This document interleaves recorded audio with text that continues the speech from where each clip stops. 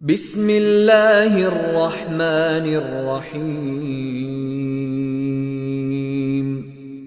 إذا جاء نصر الله والفتح ورأيت الناس يدخلون في دين الله أفواجا فسبح بحمد ربك واستغفره إنه كان توابا. السلام عليكم ورحمة الله وبركاته. إن الحمد لله نحمده ونستعينه ونستغفره من يهده الله فلا مضل له ومن يضلله فلا هادي له وأشهد أن لا إله إلا الله وحده لا شريك له وأشهد أن محمدا عبده ورسوله أما بعد فإن أصدق الحديث كتاب الله وأحسن الهدي هدي محمد صلى الله عليه وسلم وشر الأمور محدثاتها وكل محدثة بدعة وكل بدعة ضلالة وكل ضلالة في النار. கண்ணியத்திற்குரிய எல்லாம் வல்ல அல்லாஹுவின் நல்லடியார்களே, அல்லாஹுடைய அன்பும் அவனுடைய வற்றாத பெருங்கருணையும் அண்ணல் நம் பெருமகனார் நபிகள் நாயகம் ஸல்லல்லாஹு அலைஹி வஸல்லம் அன்னவர்களின் மீதும் அவர்களுடைய சொல் செயல் அங்கீகாரம் ஏற்ற அந்த அடிப்படையில் வாழ்ந்த அத்துணை நன்மக்களின் மீதும் வல்ல ரஹ்மானுடைய வற்றாத பெருங்கருணை என்றென்றும் நின்று நிலவட்டுமாக. அல்லாஹுடைய மாபெரும் கிருபையினால் தமிழ்நாடு தௌஹீத் ஜமாத் பிரான்ஸ் மண்டலத்தின் சார்பாக ஏற்பாடு செய்யப்பட்டிருக்கிற இந்த ரமலான் தொடர் உரை நிகழ்ச்சியிலே நபித்தோழர்களின் தியாகங்கள் என்கிற தலைப்பு எனக்கு வழங்கப்பட்டிருக்கிறது. இந்த தலைப்பிற்குள்ளே செல்லுவதற்கு முன்பாக நபித்தோழர்களை பற்றியான அடிப்படையான ஒரு சில விஷயங்களை, அவர்களை பற்றியான ஒரு அறிமுகத்தை இஸ்லாமிய சமூக மக்களாகிய நாம் அறிந்து கொள்வதற்கு கடமைப்பட்டிருக்கிறோம். அது என்ன அறிமுகம்? அல்லாஹ் ரப்புல் ஆலமீன் இந்த உலகத்திற்கு ஏகத்துவ கொள்கையை சொல்லுவதற்கும் மக்களிடத்தில் இருக்கிற ஒழுக்கக்கேடான விஷயங்களை விட்டு அவர்களை பாதுகாத்து அவர்களை சீரான நேர்த்தியான மனிதர்களாக உலகத்தில் வாழ வைக்க வேண்டும் என்பதற்காக பல்வேறு காலகட்டங்களில் பல இறை தூதர்களை அல்லாஹ் ரப்புல் ஆலமீன் அந்தந்த சமூக மக்களிடத்தில் இருந்தே தேர்ந்தெடுத்தார். அந்த சமூக மக்கள் அல்லாஹுவை மறுத்து அல்லாஹுவை அன்றி சர்வ சாதாரணமான சிலைகளை அவர்கள் வழிபடக்கூடியவர்களாக இருப்பார்கள்.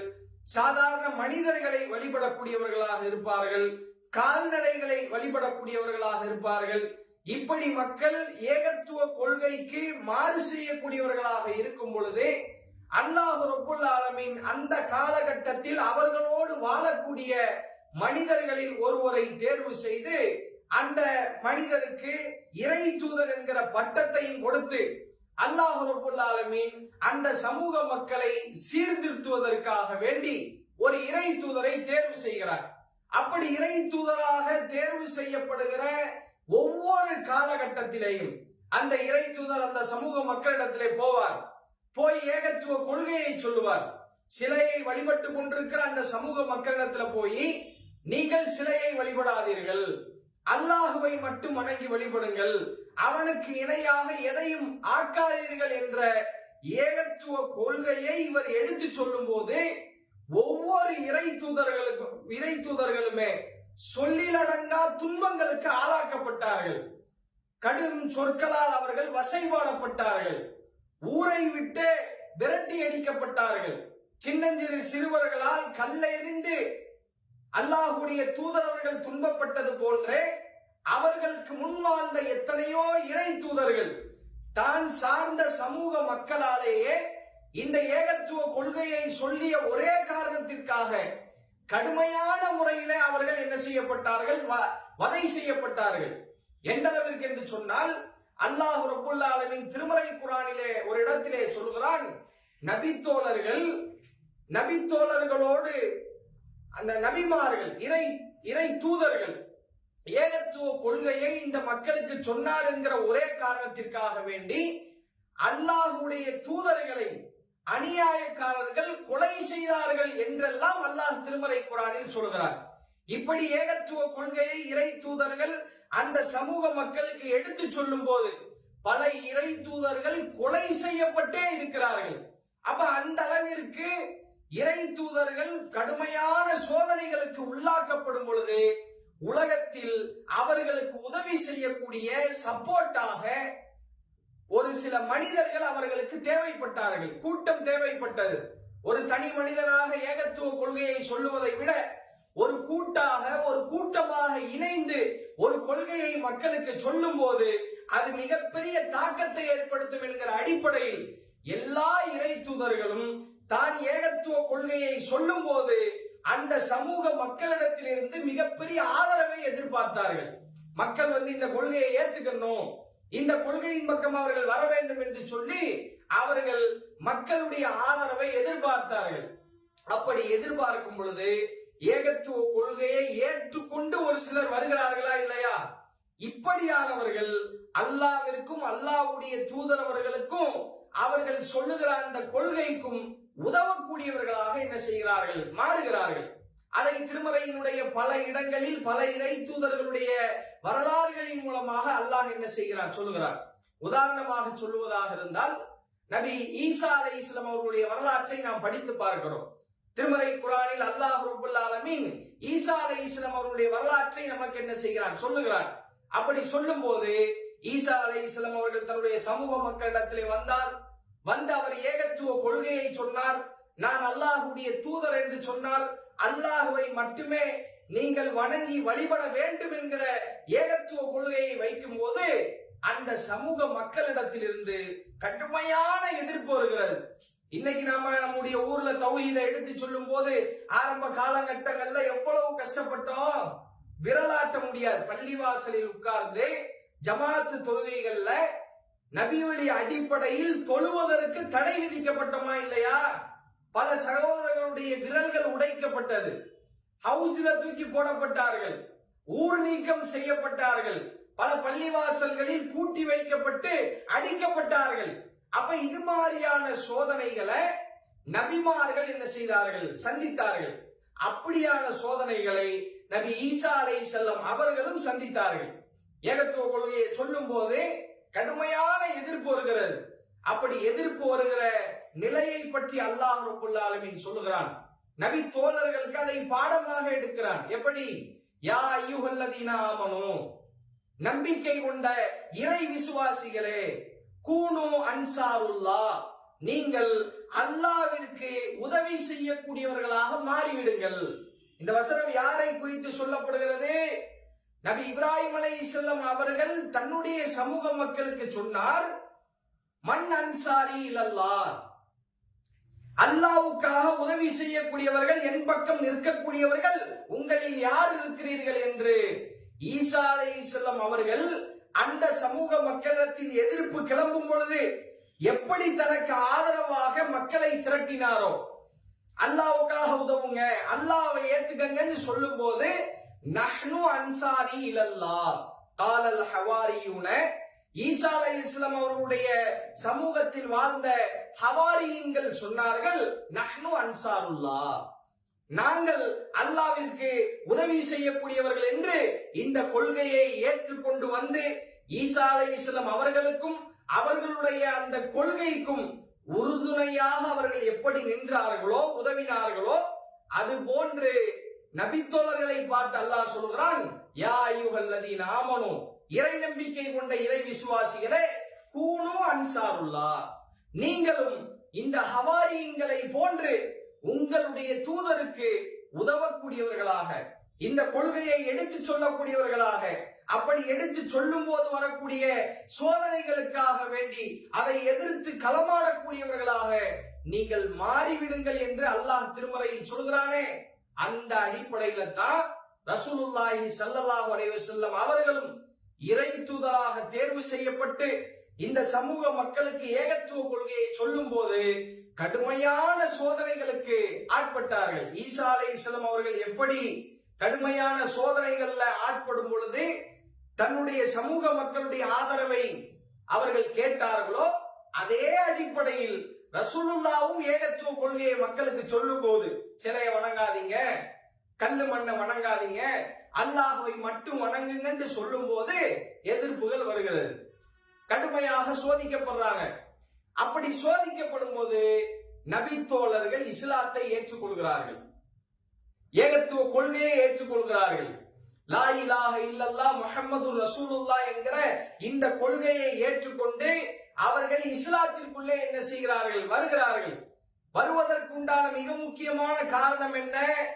சஹாபாக்கள், நபித்தோழர்கள் நம்ம சொல்றோமே, இது காலம் காலமாக ஒவ்வொரு இறை தூதர்களுக்கும் என்ன செய்யப்பட்டிருக்கிறது, கொடுக்கப்பட்டிருக்கிறது.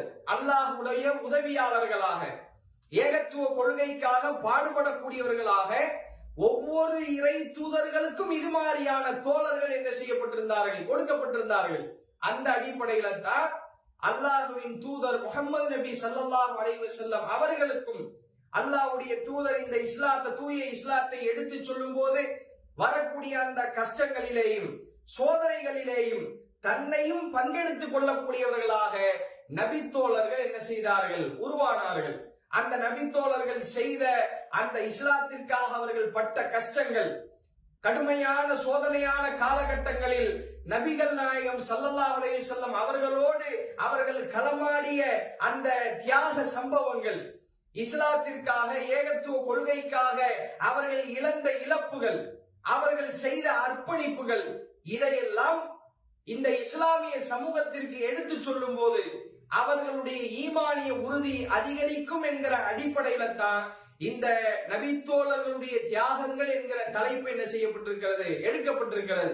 அவர்கள் என்னெல்லாம் தியாகங்கள் செய்தார்கள், எப்படியெல்லாம் இஸ்லாத்திற்காக அவர்கள் அர்ப்பணித்தார்கள், அவர்களுடைய பொருளாதார தியாகங்கள் எப்படி இருந்தது, அவர்களுடைய உயிர் தியாகங்கள் எப்படி இருந்தது, அவர்களுடைய இஸ்லாத்திற்காக அவர்கள் செய்த நேரம், அவர்கள் தங்களுடைய வாழ்க்கையில நேரத்தை அர்ப்பணிச்சாங்களே அந்த தியாகங்கள் எப்படி இருந்தது, இஸ்லாத்தினுடைய ஆரம்ப காலகட்டத்தில் எப்படியான நபித்தோழர்கள் எல்லாம் தியாகம் செய்தார்கள், இஸ்லாத்தினுடைய பிற்பகுதியில் எப்படியான நபித்தோழர்கள் எல்லாம் தியாகம் செய்தார்கள் என்கிற அவர்களுடைய தியாக வரலாற்றை படிப்பதற்கு முன்பாக அல்லாஹும் அல்லாஹ்வுடைய தூதர் அவர்களும் இந்த நபித்தோழர்களுக்கு மிகப்பெரிய சிறப்புகளை என்ன செய்திருக்கிறார்கள், சொல்லி இருக்கிறார்கள்.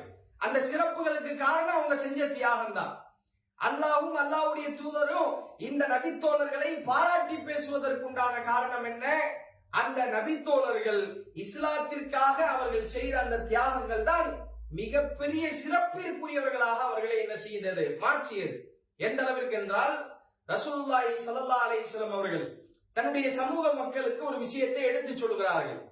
தன்னுடைய தோழர்களுக்கு சொல்கிறார்கள், லா தசுப்பு அஸ்ஹாபி, என்னுடைய அருமை மக்களே, உங்களுடைய வாழ்க்கையில் ஒரு காலத்திலேயும் என்னோடு வாழ்கிறார்களே இந்த நபித்தோழர்கள், இந்த நபித்தோழர்களை ஒரு காலத்திலேயும் நீங்கள் என்ன செய்யாதீர்கள், திட்டாதீர்கள், ஏசாதீர்கள்.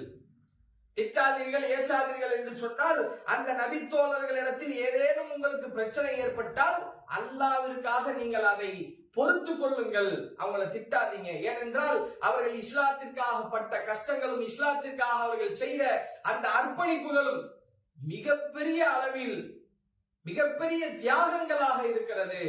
எனவே அவர்களை திட்டாதீர்கள் என்று ரசூலுல்லாஹ் சொல்லிவிட்டு அந்த நபி தோழர்களுடைய சஹாபாக்களுடைய அந்த சிறப்பை எந்த அளவிற்கு உயர்த்தி பேசுகிறார்கள் என்றால் ரசூலுல்லாஹ் தன்னுடைய சமூக மக்களுக்கு சொல்கிறார்கள், ஃபலவ் அன்ன அஹதக்கும் அன்ஃபக மிஸ்ல உஹதின் தஹபன், உங்களில் ஒருவர், உஹது மலை இருக்கிறதே அந்த உஹது மலை அளவிற்கு உங்களில் ஒருவருக்கு தங்கம் கொடுக்கப்பட்டு, உஹது மலை அளவுக்கு என்ற தங்கம் இருக்கு, பெரிய சொத்தாக இருக்கிறது, அந்த தங்கத்தை நீங்கள் உஹது மலை அளவு தர்மம் செய்தாலும், ரசூலுல்லாஹ் இதை சொல்லிவிட்டு சொல்கிறார்கள், மாபலக முத்து அஹதிஹிம் வலா நசீஃபா, இந்த என்னுடைய தோழர்கள் சஹாபாக்கள் செய்த ஒரு கையளவு தர்மத்திற்கு அது ஒரு காலத்திலேயும் ஈடாகாது. சுபஹானல்லாஹ், எந்த அளவிற்கு அந்த நபித்தோழர்களுக்கு அல்லாஹ்வுடைய தூதர் அவர்கள் சிறப்பை சொல்கிறார்கள் என்று பாருங்கள்.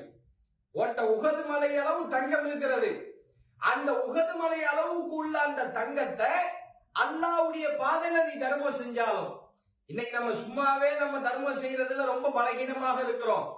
தர்மம் செய்யறதுல ரொம்ப பொடுபோக்காக இருக்கிறோம். ரசூலுல்லாஹ் சொன்னாங்க, இத்தகி நார வலவு பிஷிக்கி தம்ரா, ஒரு பேரிச்சம்பழத்தினுடைய பாதியளவாவது தர்மம் செய்து நரக நெருப்பை விட்டு உன்னை நீ பாதுகாத்துக் கொள் என்று ரசூலுல்லாஹ் சொன்னாங்களா இல்லையா? அதெல்லாம் நம்ம கண்டுக்கிறதே கிடையாது. தர்மம் செய்கிற சிந்தனையே நம்மில் பலருக்கு குறைவாக இருக்கிறது. ஆனா ரசூலுல்லாஹ் சொல்றாங்க, உங்களில் ஒருவருக்கு உகது மலை அளவு தங்கம், காசு பணம் இல்ல, பாக்கெட்ல இருக்கிற 1000 2000 மாதிரி அல்ல, நம்ம வீட்டுல பீரோல அடுக்கி வச்சிருக்கிற பண கட்டு போன்றது அல்ல, உகது மலை அளவு தங்கத்தையே ஒன்றை இருந்தாலும் அந்த தங்கத்தை நீ தர்மம் செஞ்சாலும் என்னுடைய தோழர்கள் ஒரு கையளவு செய்கிற தர்மத்துக்கு அந்த தர்மம் ஈடாகாது என்று ரசூலுல்லாஹ் சொல்லி இருக்கிறார்கள் என்றால், அந்த நபி தோழர்களுக்கு இவ்வளவு சிறப்பு எதனால் கொடுக்கப்பட்டது என்பதை நாம் சிந்தித்து பார்க்க கடமைப்பட்டிருக்கிறோம். ரசூலுல்லாஹி ஸல்லல்லாஹு அலைஹி வஸல்லம் அவர்கள் இன்னும் சொன்னார்கள், கைருன் நாஸ், தன்னுடைய தோழர்களுக்கு சொன்னார்கள், இந்த அவர்களுக்கு பின்னால் வரக்கூடிய மக்களுக்கும் சொன்னார்கள், கைருன் நாசி கர்னி, உலக மக்களிலேயே இதுவரை வாழ்ந்த சமூக மக்களிலேயே என்னுடைய சமூக மக்கள், என்னுடைய இந்த மக்கள் இருக்கிறார்களே, யார சொல்றாங்க? ரசூலுல்லாஹ் நபி தோழர்களை, தன்னுடைய தோழர்களை குறித்து சொல்கிறார்கள், கைருன் நாசி கர்னி, என்னோடு இப்பொழுது உயிரோடு வாழ்ந்து கொண்டிருக்கிறார்களே இந்த தோழர்கள் தான் சிறப்பிற்குரியவர்கள். சும்மல்லதீன யலூனஹும், பிறகு இந்த நபி தோழர்களுக்கு அடுத்து வரக்கூடிய சமூக மக்கள், சும்மல்லதீன யலூனஹும், பிறகு அவர்களுக்கு அடுத்து வரக்கூடிய மக்கள், மத்த மக்கள் எல்லாம் அதுக்கு அப்புறம் தான். அப்ப நபி தோழர்கள் தான் சமூக மக்களில், இதுவரை வாழ்ந்த சமுதாய மக்களிலேயே சிறப்பிற்குரிய சமூகமாக வாழ்ந்திருக்கிறார்கள் என்று அல்லாஹ்வின் தூதரவர்களே என்ன செய்கிறார்கள்? நமக்கு அடையாளப்படுத்தக்கூடிய காட்சியை பார்க்கிறோம். இது மாத்திரம் இல்லைங்க, உலகத்திலேயே ஒரு சமூகத்தை பார்த்து அல்லாஹ் சொல்லுகிறான், ஐயாமுல் ஜாஹிலியா, இது ஒரு அறியாமை சமூகம், முட்டாள் சமூகம் என்று அந்த நபித்தோழர்களை பார்த்து அல்லாஹ் ஆரம்ப காலகட்டத்தில் சொல்லி இருந்தார். அவங்க எல்லாம் இஸ்லாத்துக்கு வருவதற்கு முன்பாக மது போதையிலே ஊறி திளைக்கும் போது, விபச்சாரத்திலே சர்வசாதாரணமாக ஈடுபடும் போது, கொலை கொள்ளைகளிலே அவர்கள் ஈடுபடும் போது, அடுத்தவர்களுடைய சொத்துக்களை அபகரிக்கிற ஒரு நிலையை அந்த சமூக மக்களிடத்தில் இருந்தது.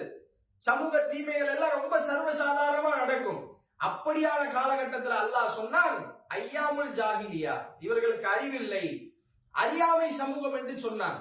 ஆனால் அவர்கள் இஸ்லாத்தை ஏற்றுக்கொண்டு ஏகத்துவ கொள்கைக்கு வந்ததற்கு பின்னால் அவர்கள் செய்த அந்த அர்ப்பணிப்புகள், அந்த தியாகங்கள், இஸ்லாத்தை எடுத்து சொல்வதற்காக அவர்கள் பட்ட அந்த கஷ்டங்களை எல்லாம் அல்லாஹ் பார்த்துவிட்டு அவர்களை எந்த அளவிற்கு திருமறை குர்ஆனிலே சிலாகித்து பேசுகிறான் என்றால், அஸ்ஸாபிகூனல் அவ்வலூன மினல் முஹாஜிரீன வல் அன்சார், அல்லாஹ்விற்காக ஊர் துறந்து நாடு துறந்து இன்னொரு நாட்டிற்கு போகக்கூடியவர்கள், போர் செய்யக்கூடியவர்கள், இப்படியான மக்களை எல்லாம் குறித்து அல்லாஹ் சொல்லும் போது, வல்லதீன இத்தபஊஹும் பிஇஹ்சான், யாரெல்லாம் இந்த நபித்தோழர்களை போன்று நன்மை செய்கிறார்களோ, இந்த நபித்தோழர்களை போன்று அதிகமான நன்மைகளை அவர்கள் செய்கிறார்களோ, அப்படியான மக்களை எல்லாம் அல்லாஹ் பட்டியலிட்டு சொல்லிவிட்டு சொல்கிறான், ரலியல்லாஹு அன்ஹும் வ ரது அன்ஹு, இந்த நபித்தோழர்களை அல்லாஹ் பொருந்தி கொண்டான்.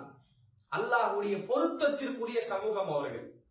ரசூலுல்லாஹ்வோடு வாழ்ந்த அந்த நபித்தோழர்களை பற்றி அல்லாஹ் சொல்லும் போது, ரலியல்லாஹு அன்ஹும் வ ரது அன்ஹு, இந்த நபித்தோழர்களை அல்லாஹ் பொருந்தி கொண்டான், அவர்களும் அல்லாஹ்வை பொருந்தி கொண்ட மக்களாக வாழ்ந்தார்கள்.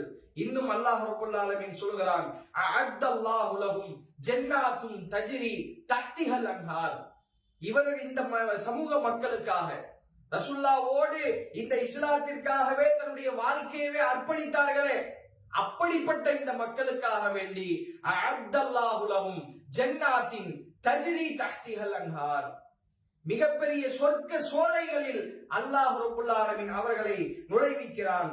ஹாலிதீன ஃபீஹா, அதிலே அவர்கள் நிரந்தரமாக இருப்பார்கள்.